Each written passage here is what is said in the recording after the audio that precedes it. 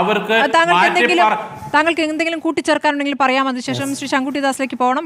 പറയാൻ ഉദ്ദേശിച്ചത് നമ്മളൊരു കാര്യം ഈ കാര്യത്തിൽ ശ്രദ്ധിക്കേണ്ട ഒരു കാര്യം, ഈ രണ്ട് സഹോദരിമാർ, ആ സിസ്റ്റർമാർ, അറസ്റ്റ് ചെയ്യപ്പെട്ട സിസ്റ്റർമാർ ഏത് കോൺഗ്രിഗേഷൻപ്പെട്ടതായാലും ഗ്രീൻ ഗാർഡൻസ് കോൺഗ്രിഗേഷൻപ്പെട്ടവരാണ്.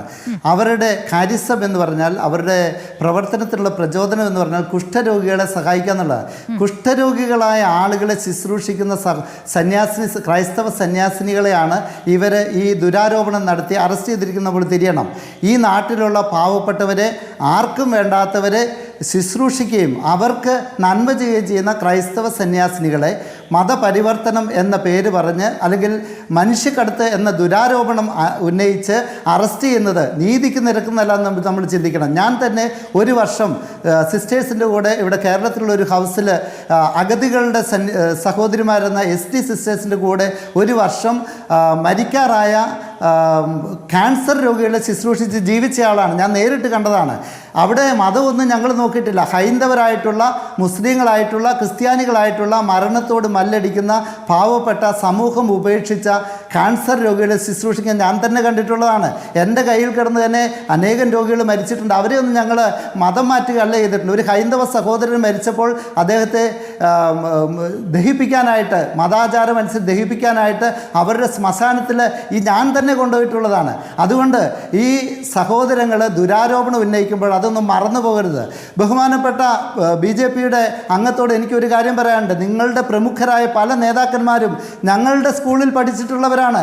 അവരൊക്കെ പിന്നീട് കൃത്യമായിട്ട് പറഞ്ഞിട്ടുണ്ട്, ക്രൈസ്തവ സ്കൂളിൽ പഠിച്ചതുകൊണ്ട് ഞങ്ങൾക്ക് സ്നേഹത്തിൻ്റെ മൂല്യം മനസ്സിലാക്കാൻ സാധിച്ചിട്ടുണ്ട് എന്ന് പറഞ്ഞിട്ടുണ്ട്. ഉദാഹരണത്തിന് നിങ്ങളുടെ ബഹുമാന്യനായ അദ്വാനി എന്ന BJP നേതാവ് അത് പരസ്യമായിട്ട് പറഞ്ഞിട്ടുള്ളതാണ്. എത്രയോ മന്ത്രിമാർ, എത്രയോ MLA മാർ, എത്രയോ BJP നേതാക്കന്മാർ ക്രൈസ്തവ സ്കൂളുകളിൽ ബോധപൂർവം പോയി അവരുടെ വിദ്യാഭ്യാസം നേടിയിട്ടുണ്ട്. അവരൊക്കെ അത് നിരാകരിക്കുമോ?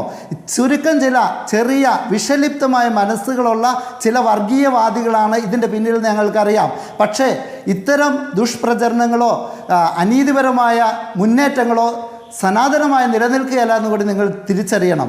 നീറോ ചക്രവർത്തിയുടെ അതികഠിനമായ മതവർദ്ധനത്തെ അതിജീവിച്ചവരാണ് ക്രൈസ്തവർ. 2000 വർഷത്തെ ചരിത്രം ഞങ്ങൾക്കുണ്ട്. ഞങ്ങൾ ആരോടും പ്രതികാരം ചെയ്യാൻ പോകുന്നവരല്ല.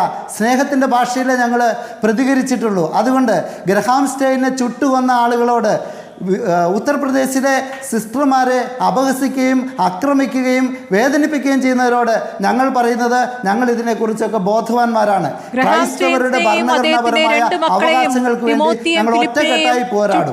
ധാരാ സിംഗിനോട് ക്ഷമിച്ചു എന്ന് പറഞ്ഞത് അദ്ദേഹത്തിന്റെ ഭാര്യയാണ്. അപ്പോൾ അത്രത്തോളം ആ മനസ്സെന്താണെന്ന് മനസ്സിലാക്കണം. ഇവിടെ സഭ നടത്തിയ പ്രവർത്തനങ്ങൾ നമ്മുടെ മുന്നിലുണ്ട്. കാലാകാലങ്ങളായി ഇവിടെ നിലവാരമുള്ള സ്കൂളുകൾ, എല്ലാവർക്കും പഠിക്കാൻ കഴിയുന്ന സ്കൂളുകൾ, ചികിത്സാ സൗകര്യങ്ങൾ, ആശുപത്രികൾ, സൗജന്യ ചികിത്സ, ഇതൊക്കെ നമ്മുടെ മുന്നിലെ യാഥാർത്ഥ്യങ്ങളാണ്. ഇതൊന്നും മറന്നിട്ടാകരുത്. ഈ ആദിവാസികൾക്കിടയിൽ പ്രവർത്തിക്കുന്ന മിഷണറിമാരോട്, കന്യാസ്ത്രീകളോട് ഈ മനുഷ്യക്കടത്ത് ആരോപിച്ചവരെ അറസ്റ്റ് ചെയ്യാനെന്നുള്ളതാണ്. ഞാൻ ശങ്കുട്ടിദാസിലേക്ക് ഇടവേളയ്ക്ക് ശേഷം വരാം.